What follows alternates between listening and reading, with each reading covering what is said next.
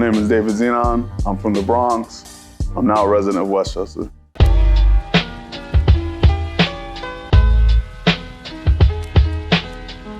My earliest memory of the game of basketball, ironically, was Christian Laettner's shot against Kentucky.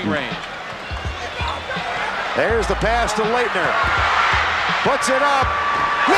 That's what ended up making me a Duke fan, so that's my earliest memory and opened up the door for me.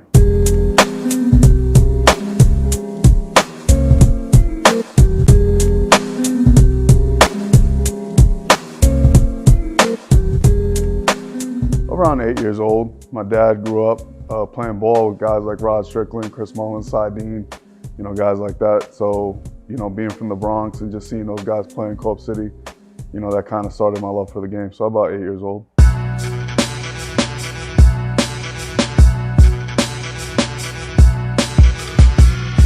When I started coaching, that was actually at an earlier age, but when I was in college, I was also doing internships with the women's basketball program and also the men's basketball program. So it was just something that I had to learn.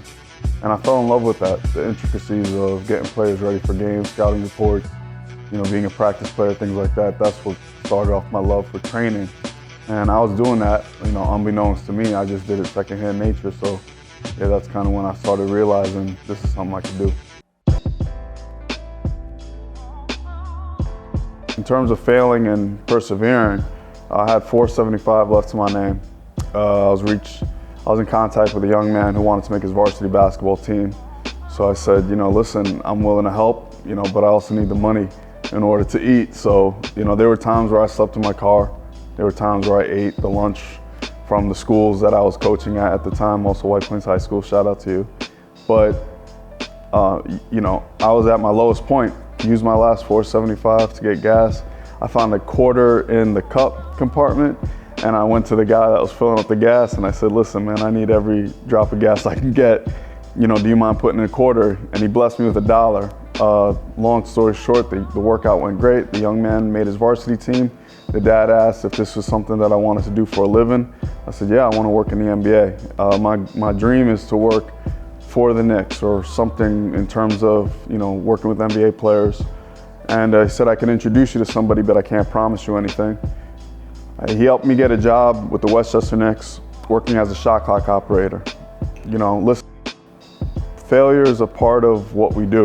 Basketball is a flawed sport. So, you're supposed to learn from, the shots that you miss, but, those opportunities come up, and if you're not ready for them, got to keep it moving.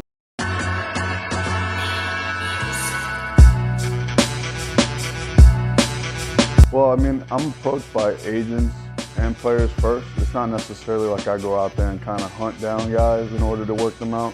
However, when it comes to youth basketball players and college basketball players, I like guys and girls, that like to work. Their work ethic speaks for themselves, and people ask a lot of questions.